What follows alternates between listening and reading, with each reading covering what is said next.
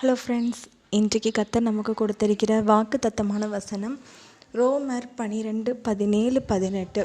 எல்லா மனுஷருக்கு முன்பாகவும் யோக்கியமானவைகளை செய்ய நாடுங்கள், கூடுமானால் உங்களால் ஆன மட்டும் எல்லா மனுஷரோடும் சமாதானமாக இருங்கள்.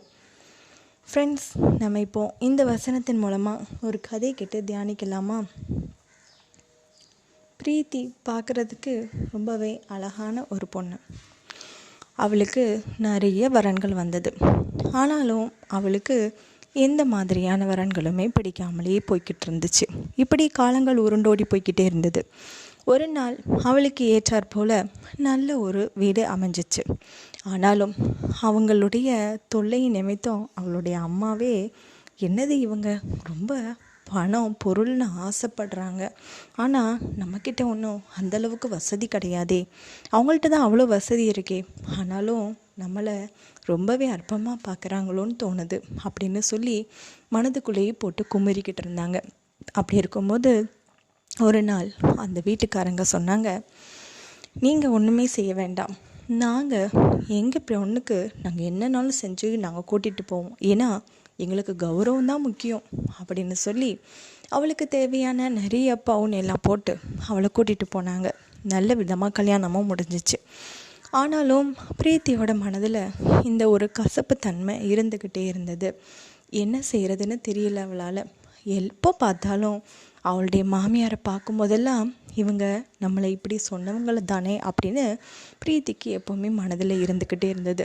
அது மட்டும் இல்லை, தன்னுடைய கணவரும் அந்த அளவுக்கு நேசிக்கிறதோ இல்லை நம்மக்கிட்ட நல்லா பேசுகிறாரு அப்படின்னு கூட அவளுக்கு கிடையாது. இதனால் அவளுடைய மனது ரொம்பவே விரக்தி அடைய ஆரம்பிச்சிச்சு. ஆனாலும் பிரீத்தி இதை பற்றி தன்னுடைய அம்மா கிட்ட சொன்னால் வருத்தப்படுவாங்கன்னோ என்ன செய்கிறதுன்னு தெரியாமல் அப்படியே ஒரு இடத்துல குமுற ஆரம்பித்தா.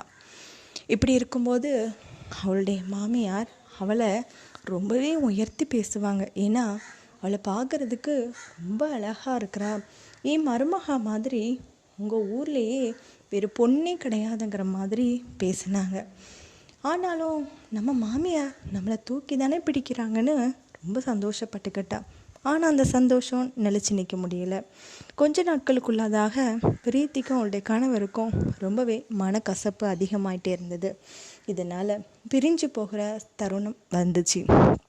அப்போது பிரீத்தியோடைய மாமியார் சொன்னாங்க, இவளை மாதிரி ஒரு ரொம்பவே கேடு கெட்டவா பார்க்கவே முடியாதுன்னு ரொம்பவே அவள் மூஞ்சில் அடித்த மாதிரி பேசினாங்க. அப்போ தான் பிரீத்திக்கு புரிஞ்சிச்சு, நாமும் இந்த கொடையும் ஒன்று தானே, எல்லா நேரங்கள்லேயும் நாம் தேவை அப்படின்னா நம்மளை தூக்கி பிடிப்பாங்க, அப்படி இல்லைன்னா ஒரு ஓரமாக ஒதுக்கி வச்சுருவாங்க. அதே மாதிரிலாம் ஆயிடுச்சு நம்ம வாழ்க்கை. இப்போ பாரு, அவங்க அந்த அளவுக்கு நம்மளை நேசித்தது நம்மளுடைய அழகும் மட்டும்தான் நினைக்கிறேன். அது மட்டும் இல்லாமல் நம்ம அழகு கொஞ்சம் தூரம் விலகி போயிடுச்சுன்னா அவங்க நம்மளை ஒதுக்கி வச்சுருவாங்களோ. ஆனாலும் நான் அந்த பையனை நான் பிரிஞ்சு போகிறதுனால வாய்க்கு வந்த மாதிரிலாம் பேசிட்டாங்களேன்னு பிரீத்தி மனதுக்குள்ளே ரொம்பவே வருத்தப்பட்டா. இதை பற்றி அவங்க அம்மாட்டையும் சொன்னான். அவங்க அம்மாவும் ரொம்பவே வருத்தப்பட்டாங்க. என்ன செய்கிறதுன்னு தெரியல, அவங்கக்கிட்ட நம்ம சமாதானமாகவும் இருக்க முடியலையே, என்ன செய்கிறது, கர்த்தர் விட்ட வழின்னு அப்படியே காலப்போக்க ஓட்ட ஆரம்பித்தாங்க. ஃப்ரெண்ட்ஸ், இந்த கதை கேட்டிங்களா?